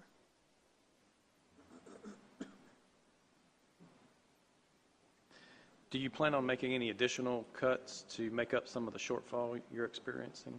So we have already reduced our reliance on a staff augmentation vendor. We have cut 13 positions from our staff augmentation vendor, and we will continue to reevaluate staff as we figure out how to finish out this program and what is going to be required from Helene. So I think at the most recent report we have, Encore is paying about 72 contractors for staff augmentation. Is that right? That was from a couple of Fridays ago, yes, and we have cut that number, and are still cutting that number. We gave them a little bit of notice before we cut those positions. So I believe last Friday's number was 67. So if you have 200 plus Encore employees, why do you need to have 65 or 70 so-called experts augmentation employees? So these are folks that we use for services that you don't want to keep on the state staff all the time. Inspections are a very good example. So when you need to ramp up inspectors, you use the staff augmentation vendor, not hiring a state person who might not have work for the whole year. So we surge and contract with our staff augmentation vendor because that's easier to do than surging and contracting with state staff. Do you have positions called reporting specialists and mail processing technician? We do. And those are augmentation employees? They are when we need them, yes. So when we have a mass mailing or when we have 1099s that need to go out from the government, when we need the assistance, we rely on the assistance from the staff augmentation vendor, but they do not all bill 40 hours a week. Do you keep track of how much Encore has spent on augmentation contractors? Yes, we do. Do you know that number? I don't know that number off the top of my head, but we have a contract in place and a not to exceed. So the last invoice that we've seen, I think, was about $756,000 for a 1-month period. Depends on whether that is for Hope and Rebuild or just Rebuild. We use them for a number of programs.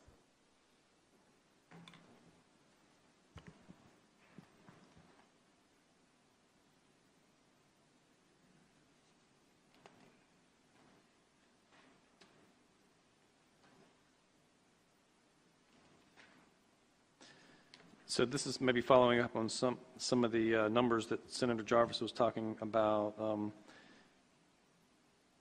Can you just verify whether these numbers are correct in regard to, this is construction time numbers. We have 380 days for mobile homes. No, sir.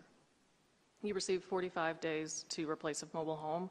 If there are holds or permit issues that a general contractor runs into in the course of that 45-day period, they can ask for an extension, but our contract for mobile home replacement is 45 days.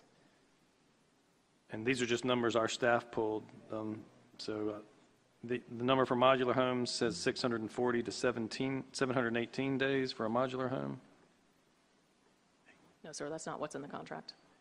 I guess this would be from application to move in. I'm not certain what that is measuring.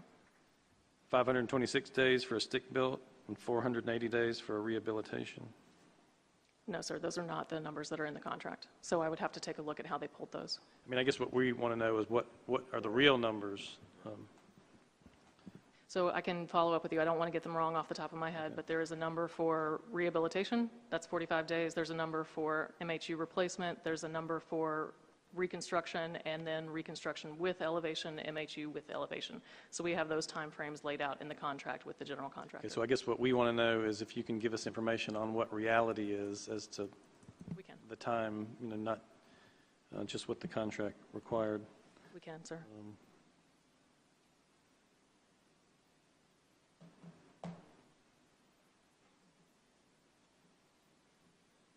I guess that's all I have, Mr. Chair. Thanks, Senator Daniel. And he just pinged something in me, Director Hogshead, that I get back to the numbers. Encore has several people earning over $100,000 a year with knowledge of the budget, correct? Yes. You yourself were a Capitol Hill appropriation staffer, Yes, sir. Chief Operation Officer at HUD. Yes, sir. Why has Encore you failed so miserably? I think we have succeeded in getting a number of families home and in running a program that gets a larger percentage of families home. I'm sorry, did you say succeeded? Succeeded in getting them home. And we are the top producer in the country of CDBG-DR grantees for homes per month. 115 homes per month is something that no other state is able to do. We were not watching the budget carefully enough. That's an understatement. I think Senator Britton, I would love to ride you around Columbus and Robinson County and show where you hadn't succeeded. But Representative Platts, you're recognized for a series of questions.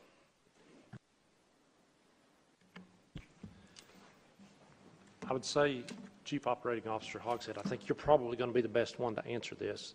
We're rolling into a little bit of time before we see some money, I think, coming to Western North Carolina.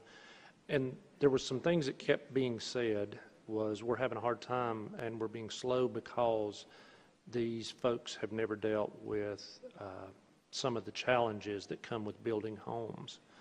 I know the area that was destroyed, and there's going to be folks there that are very educated and they understand the process, and then you're going to have areas that we're going to be back into this same thing. What do you expect the property owner to do when you show up and say, we're here to help you? I think by having access to the FEMA data this early, there's less that we need to ask of the homeowner. So we don't want or need the homeowner to learn all of the acronyms of FEMA and all of the acronyms of HUD. It's our job to know that, and it's our job to case manage them through this process. So really the onus is on the state to make sure that we understand what the family wants and that we help them get there. But we do not want to run them through bureaucratic circles. I know that has been an issue in the past, where folks felt like they were on their own, particularly when the HUD and the FEMA money were so many years apart. So FEMA's there right after the disaster, and then HUD came in 2020.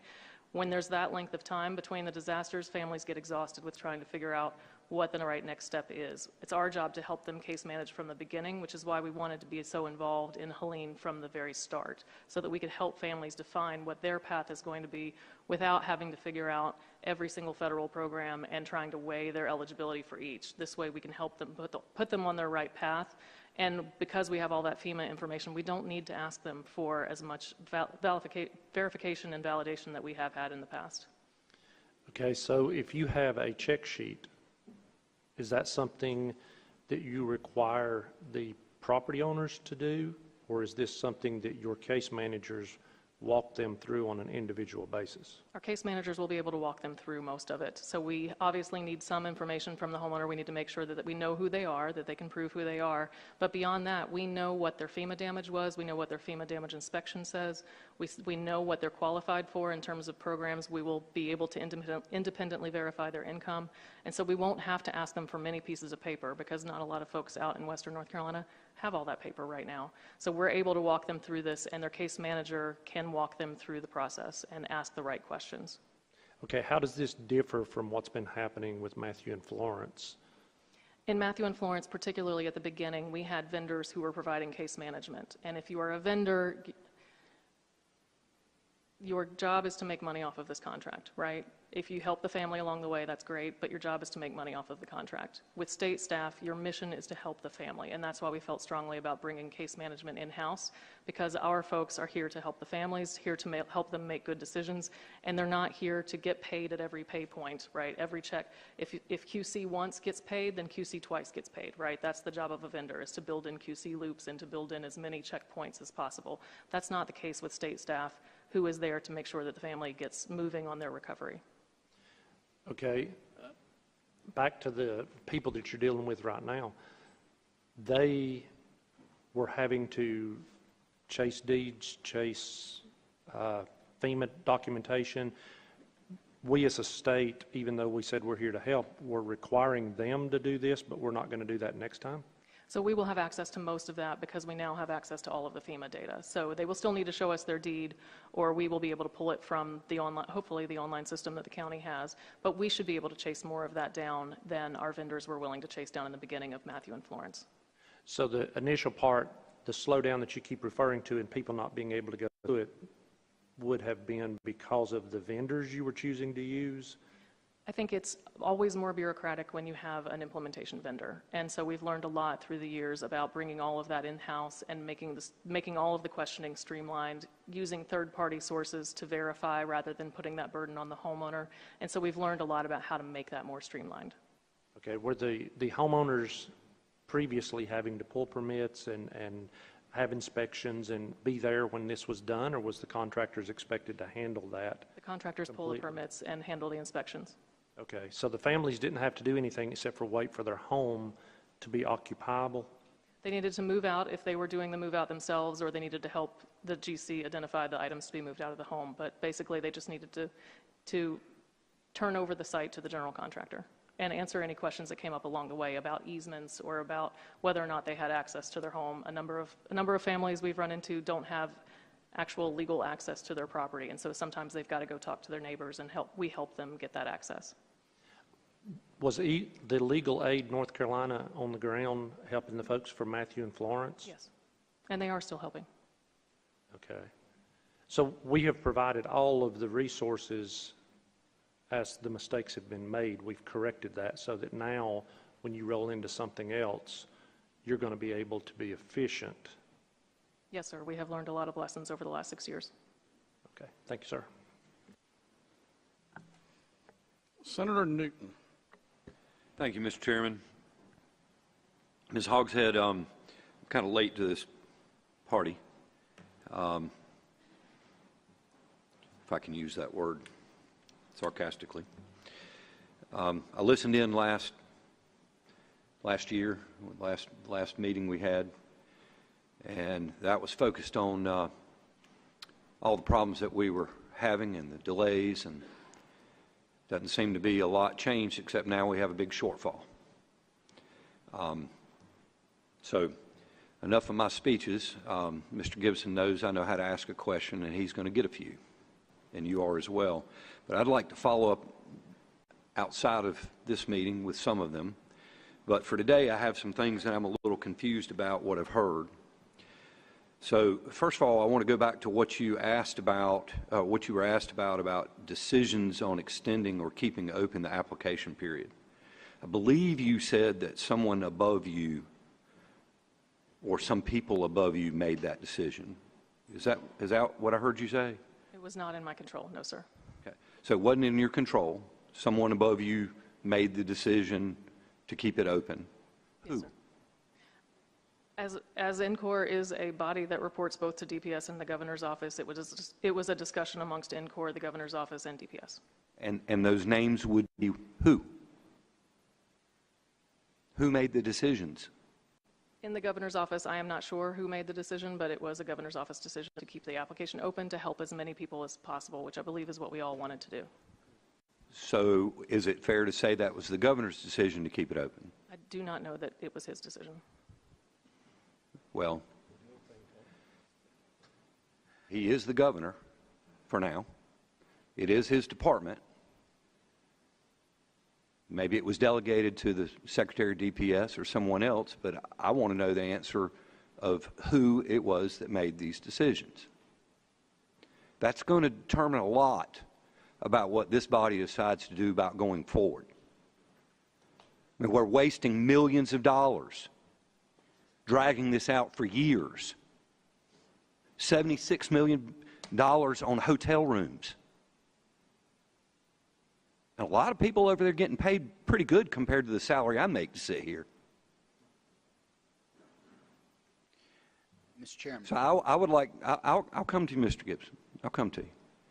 I'd like to know who, because somebody needs to be held accountable for these decisions.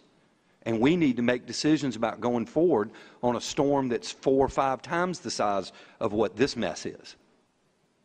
Sir, I do not know exactly who made the decision. I was told that I was not allowed to close the application period. Okay, that's fair enough for now. Thank you. I want to clarify about the time involved about getting a family into a modular home. I may have misunderstood. You kept talking about the contract period required some short period of time. But the questions that you were asked, I believe, by Senator Jarvis and Daniel, believe they were driving at from the moment that the family was approved to get them in the home. How long is that taking? I would have to follow up with you, sir, and I'd love to talk about case-by-case basis, because at the time that a family receives a modular award and then is awarded to a general contractor is a period of time, and then is in their home is a period of time. So I want to make sure we're defining these terms the same way. I appreciate it, Ms. Hogshead. We're concerned about making sure that the money is spent well, and we're concerned about making sure that people are getting back in their homes when we're spending the money. Certainly. So for us, how long it takes to get an approved applicant into a modular home is a little better metric than whether or not the contractor is meeting their obligations under the contract. Understood. That's the second part. So would in excess of 500 days be anywhere near the ballpark of accurate to you? Does that sound right to you, in excess of 500 days from the time they're approved to the time they get in their modular home? That is possible from the time they sign their award to the time that they get to the correct GC and then get into their home. That is possible. Thank you.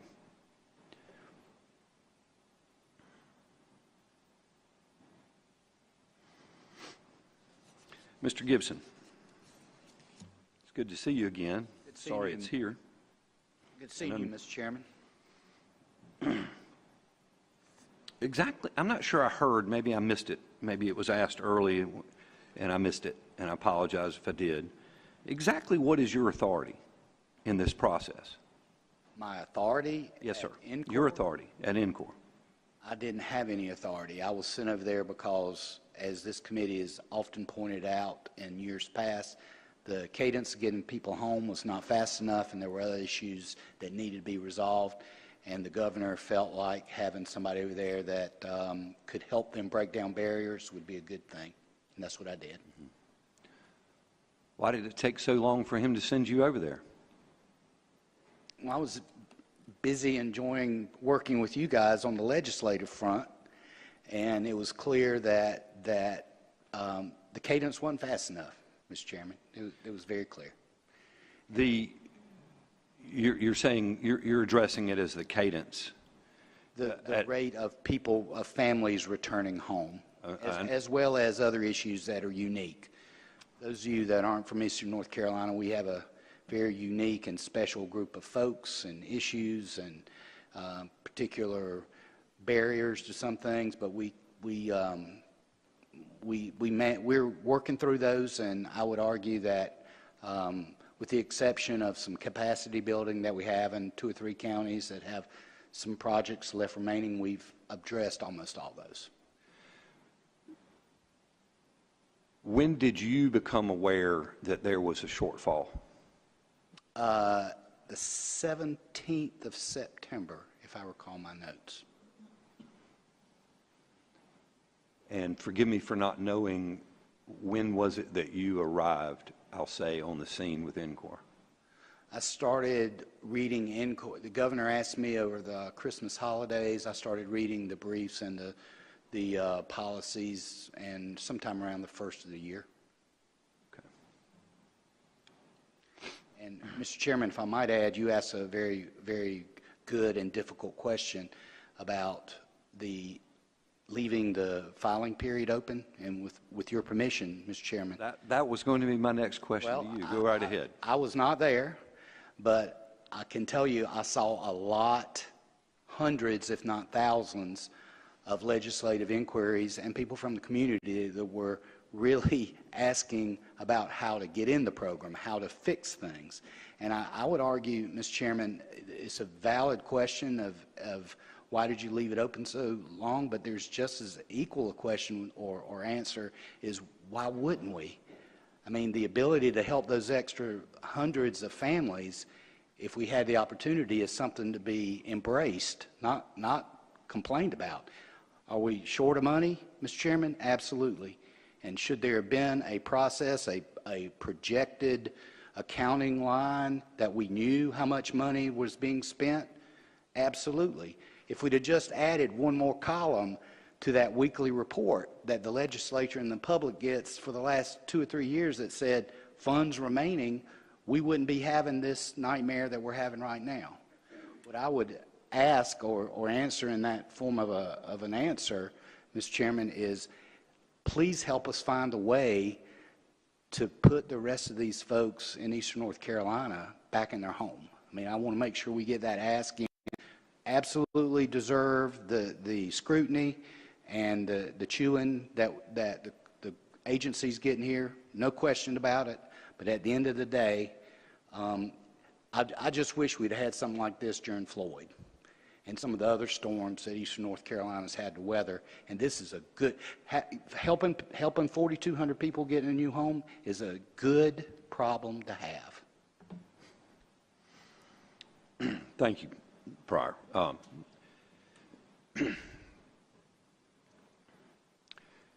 You know, I'm an Eastern North Carolina boy myself. I've lived through every one of these storms. Fortunately, I haven't suffered like so many others have. I also lived in Boone during Hugo, so I know what it's like in the mountains to live through a hurricane. And the gut-wrenching sympathy I have for the folks out west is I can't put into words. And I'm bound and determined to make sure that we don't repeat this as we go forward, to the extent of my one senator's ability to have any say-so in the matter. And I'm going to need to ask a couple of more follow-up questions, but I still want to know the name of who. I still want to know the name of who. Do you know who? I don't, but I guarantee you the governor approved keeping it open because he thought helping more people was the right thing to do. The governor's also promised 100 homes in 100 days out west. He's also, that's been a public comment that he's made. Are you talking about Mr. Church's effort for the mobile home? I'm not sure I know what you're talking about. 100 days in the west? Is that the Eric Church project? I don't know if it's the Eric Church project or not. I know it's 100 days and 100 homes, and that's certainly not the standard that we've had in the East, and that's certainly not the standard we've had in the East where it should be easier, as we've heard testimony after testimony after testimony from various people. And so I just kind of want to put that out there. I want to put that out there for your ears, for Ms. Hogshead's ears, and for the public's ears. You know, talk is cheap. Talk is cheap.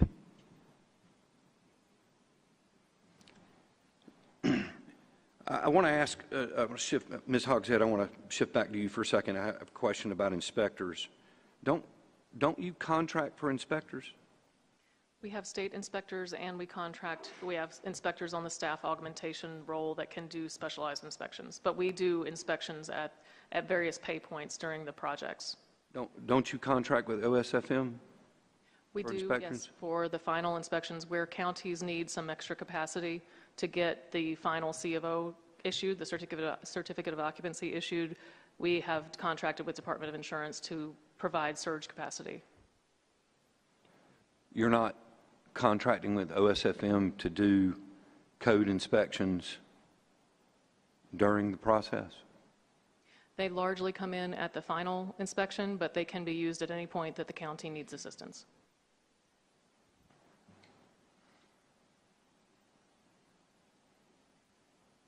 I think, yes. Mr. Chairman, may I add something to the question, please? Senator Newton, but for those fabulous folks at the Office of State Fire Marshal, we'd be much further behind. They've done amazing work in an amazing, strenuous position. So I don't want anyone to get the idea that no one hadn't appreciated what they do, because they do amazing work, and we're very thankful for it. Well, I agree with you, and that's why I asked the question specifically. I wanted to make sure I wasn't getting the incorrect information. That's all I have for now, Mr. Chairman. Thank you. Thanks, Senator Newton. Members, we intend to stay on schedule. Senator Jarvis, you are recognized for one follow-up question. I'll let it go in the sake of time. Representative Hawkins, you are recognized, sir. Thank you, Mr. Chairman. I'll try to do mine in rapid fashion. Thank you so much for answering the battery of questions today, and thank you both for your service to the state of North Carolina, and to the people who are in dire need, especially those in disaster areas and soon to be lean. So quick questions. With NCORE, when did you bring on the case managers? Because I think you said you went from in-house, outside to in-house, and that sort of bolstered the numbers that have been asked about today. So you had about 60, and then when did that happen? What was that time frame? Yes, sir. So we transitioned off of our contractor in September of 2022 and brought the case management in-house, hired our own case managers, and started that effort. Okay, and then that bolstered it up to the 230, 241. Yes, sir. That bolstered the numbers. Yep. Second question is, 45 days to replace a mobile home. How many people currently are in mobile homes? In our program, I'd have to follow up with you on that number, but it is about a third of our program are receiving new manufactured homes. Manufactured homes. Okay, good. And this is a question that you I think was answered before. Outside of the process, because I think, as you mentioned, over the last 6 years, you've learned a ton. Outside of process, how can we make disaster building more efficient? I think this, for you, former Representative Gibson, with prior, if you could answer that question, I think you were the one that addressed it. I'll make an attempt at it, but I yield to Laura to have more specific answers. The thing, hopefully the General Assembly will see fit to help fund this gap to get these last remaining 1,400 or so folks home.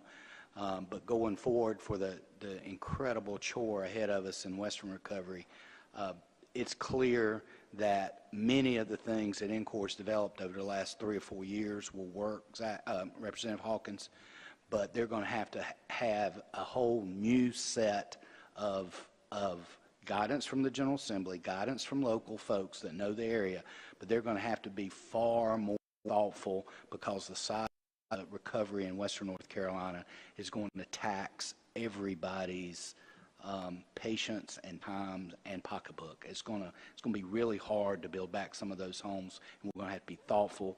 We're going to have to take every single lesson learned and every single mistake made, Mr. Chairman, in the last several years. We're going to have to apply it to the Western Recovery, and we're going to have to even think further out of the box, because if we don't, Western North Carolina, with what it's got on its plate coming, is going to have some rocky roads. So we want to use every single tool that we can to make that efficient and effective. Thank you. From the federal side, much more collaboration between HUD and FEMA is needed. That's part of the reason why we wanted to do the disaster case management grant, is so that we would have access to all of the FEMA data. That gets us years down the road. So if in Florence, when we didn't get access to that data and we didn't get the funding, Florence happened in 2018, we didn't get the funding until 2020, that set recovery back years, because we had to then basically start over in 2020. We don't want that to happen in Helene. We want it to be a continuous process. We'd love it if the federal government would do a universal application. They have not yet, but we would love it if they would do a universal application so that all of the agencies involved could data share and wouldn't be asking survivors for the same information. That was one of my questions. How can you push the federal government to make it more efficient on their end? And like, can you send up recommendations even as it relates to the package that they send? Because I know they've done preliminary data gathering in Western North Carolina specifically, but that can't be right now. And so is there a possibility for you to send up questions to make sure that it's better for the people who are on the ground? Yes, absolutely. A couple of things. So Governor Cooper has asked for that universal application and for expedited CDBG-DR delivery in years past. I believe he's making that ask again. HUD last year asked all grantees how this program could be made better and how disaster recovery could be made better. We wrote a 10-page RFI, only limited to 10 pages because that was the page limit. We could have written 100. Can you send that to the General Assembly? We can send that to you all, absolutely. We want to share that, and we have reiterated that to HUD as they face this new disaster.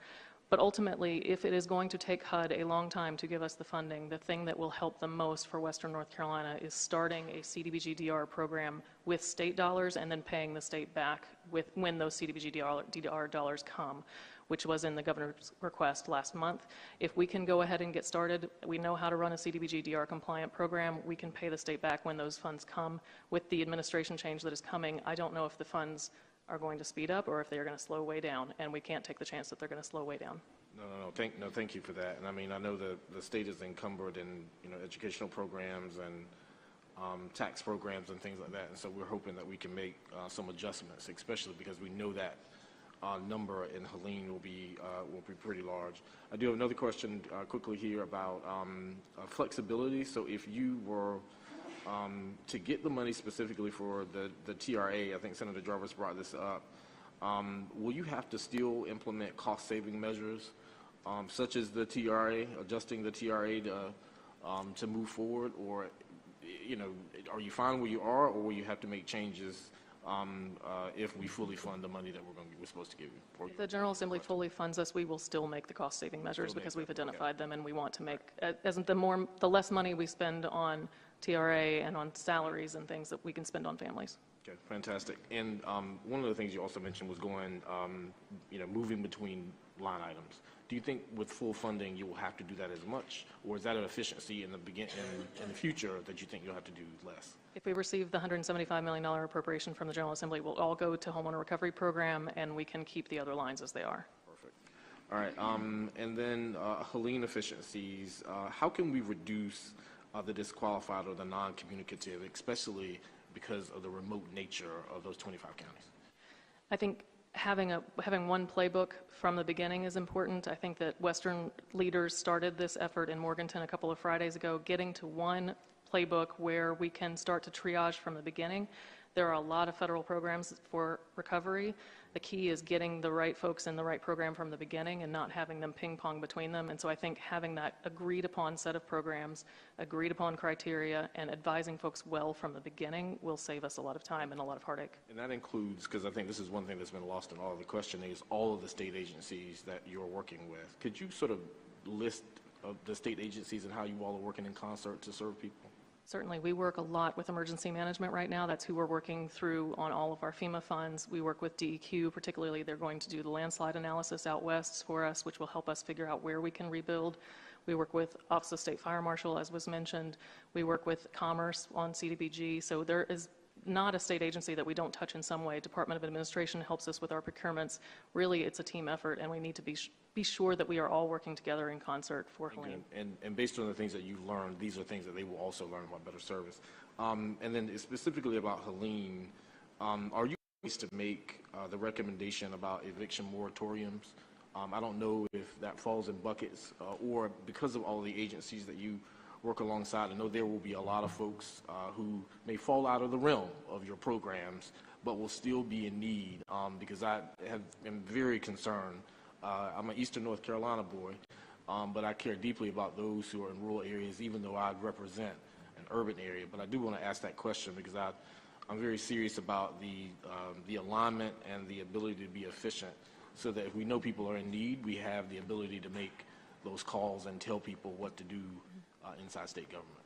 It is probably not my role, but I'm very passionate about having an eviction moratorium. Having run an eviction prevention program during the COVID, I know what a difference it can mean to have 2 or 3 months of breathing space for families. And we also know that FEMA is inadvertently exacerbating this problem by raising the FMR, the fair market rate, to 200%. They are incentivizing landlords to end leases and evict tenants. And so we need to have a safety net while the FEMA programs work in concert to catch folks. Okay, last question, Mr. Chairman.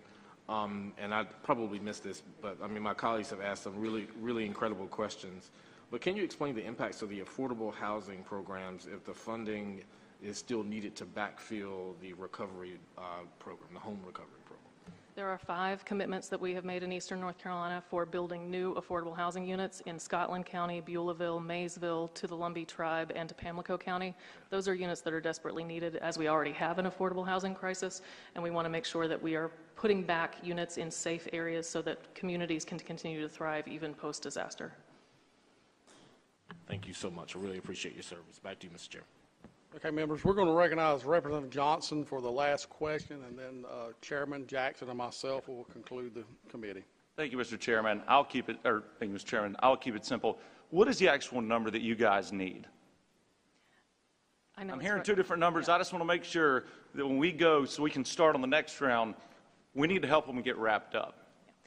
I recognize this is frustrating. It depends on the assumptions that you use. So I think what we want to make sure that we are communicative. Let's assume I want to get this wrapped up and get to Western North Carolina. Let's use that assumption and get a number. The worst case scenario would be the $264 million number. That's if there's no attrition and if we are not able to use any other sources of funding. Perfect. Mr. Chairman, may I add to that over here real quickly? Representative Johnson, what we've proposed to your staff, we've shared spreadsheets with them and summary documents several times. What we're asking the General Assembly to at least do, if you can, is about $40 million a month for the next 3 months. And That's that a lot of will money. take care of what we're talking about. Yes, sir. That will take care of our very tight estimate of about $24 million a month in burn of actual costs, and give us about $15 million a month to catch up the arrears that Representative Stephen was talking about. And we know you guys are going to be back in January. We'd love, in a perfect world, we'd have all the money we need to finish it. Understand budgetary constraints and concerns about management, Mr. Chairman, but in order to move the program so we don't lose the contractor infrastructure that we have, and to answer some of the uncertainties, I would ask the legislature to consider that proposal, about $40 million a month for the next 3 months, and then see how we do. By then, we should know our final numbers on attrition. We should know, have a lot closer estimate of when the closure date and time and final expenses would be. And I'm of the opinion that it can be done for substantially less than the 265, but quite frankly, we've already used up our welcome, and we don't deserve the confidence that we can do it for what we say we can do. We got to tell this legislature what the outside limit is, and that's what we're doing with that number. Well, and we also don't want to see another scenario where this drags out. We understand we want to help as many people as we can, but I don't know whether it's a battle of getting the information out to people. I don't know if that's the issue, but if it's taking that long to even get the applications in, I don't know if it's a public awareness thing that we need to make people aware this is the process, have a uniform process, and here's the dates you need to file by.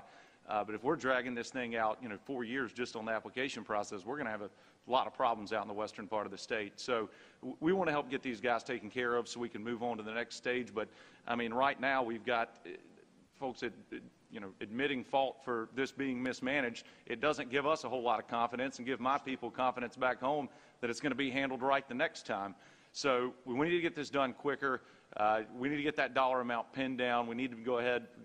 We've got to get this done now. But we've got to look at some real life reforms going forward on how to fix this, because, you've mentioned some of the challenges out west with building. It's going to be expensive. It's going to be a long process. And we'll get into it later, but we need to really look at how this procurement's done on the front end, getting the contractors in there, making sure they can get to work, making sure if it's a zoning issue, a septic issue, a perk test that needs to be done, the permits that need to be filed for the building. I mean, that's something to me that just point blank should have been done ahead of time. And now we're getting in there and we're that deep in the game and we're having these issues. To me, that would have been easy to foresee. So I really do hope we've learned from this, and going forward, we've got to look at some major reforms to this and how it's administered. Thank you. Thank you, Representative Johnson. We're going to move now to Chairman Jackson for closing remarks, and then I will close this committee out. All right, thank you, Mr. Chairman. Mr. Gibson, you just made a comment, $120 million more dollars, correct? Yes, sir. Is that including the $30 million we've already just appropriated here recently?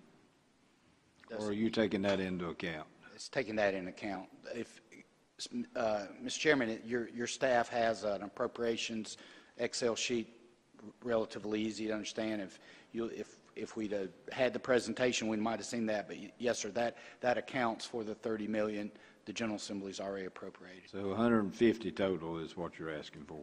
No, sir. So you're asking for it in 100 and... No, sir. It's my fault. I misspoke, probably. What we have suggested with your staff, for us not to get into another dilemma before you guys liable to get back, is $40 million a month so that we can continue the program without any pauses. And that is a 3-month off suggestion, and there'll be more money needed, but hopefully at a burn rate. Let's put it like this: the $15 million that we're requesting for those 3 months would be gone because we'll be paid back those arrears. So the burn rate after that at $24 million a month would be whatever the remainder is to finish the program. Okay, thank you. And you know, Director Hogshead, I appreciate your comments today, and you know, this has been a tough ordeal, no doubt about it, on everybody involved, including y'all and us as well, and certainly for the victims. I mean, no doubt about it, which are our citizens, which is foremost in all offices. Mine, I believe that. We just have seen apparently different ways of getting there. And I'm going to ask you a question. I don't know if you'll answer it honestly in public or not, and I'm not trying to put you on the spot. But I actually have two questions. But the first question is, we know the mistakes have been made. And I think y'all have acknowledged the mistakes that have been made, and you foresee, you both and Mr. Gibson, a better way of doing it in the future.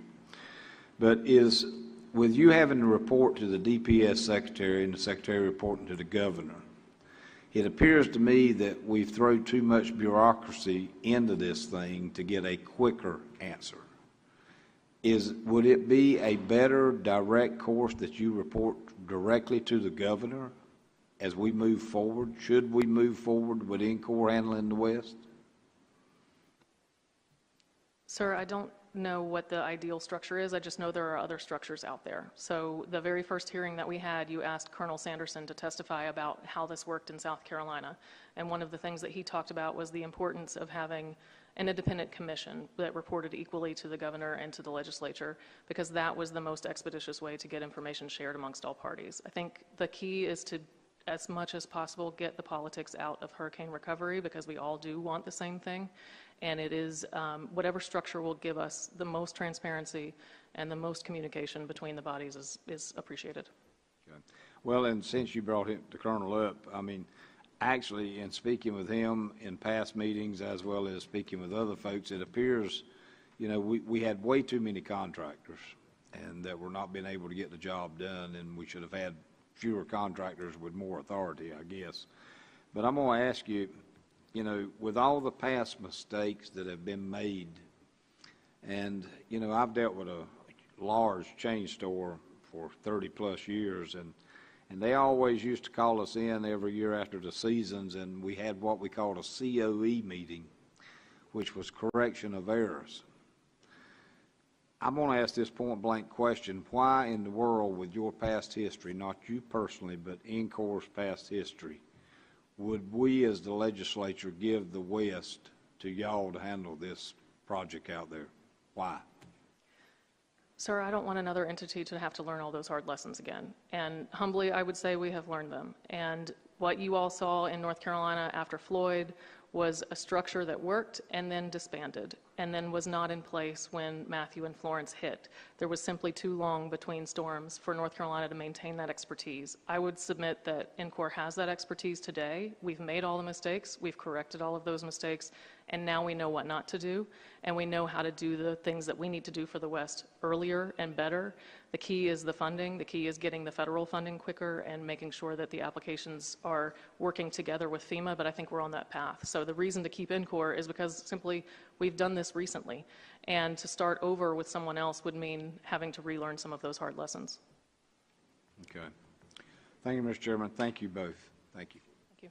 As we conclude, Mr. Gibson, Director Hogshead, it's not easy being on the hot seat, and I respect that, and I can understand there's probably a little resentment, Director, from my comments.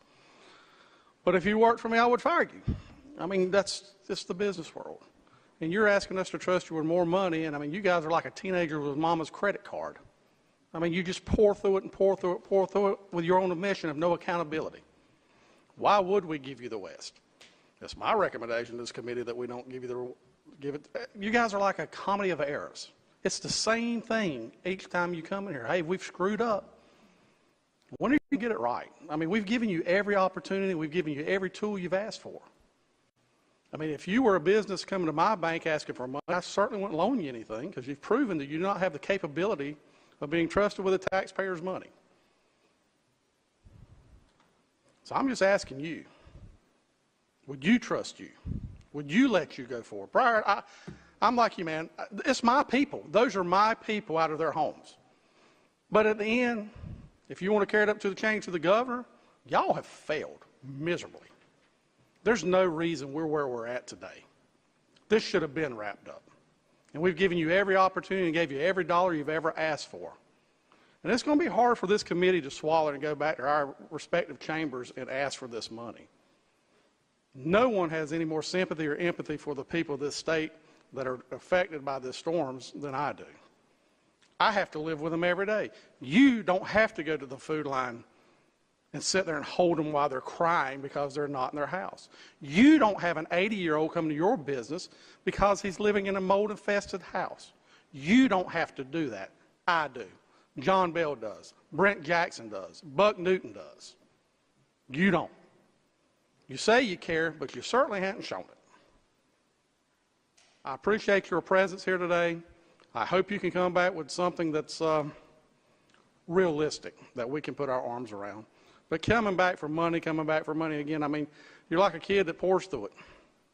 And it's hard for us to go back and fund you every single time when you have proven to this committee and you have proven through the state of North Carolina your inability to handle the job. With that, committee's over.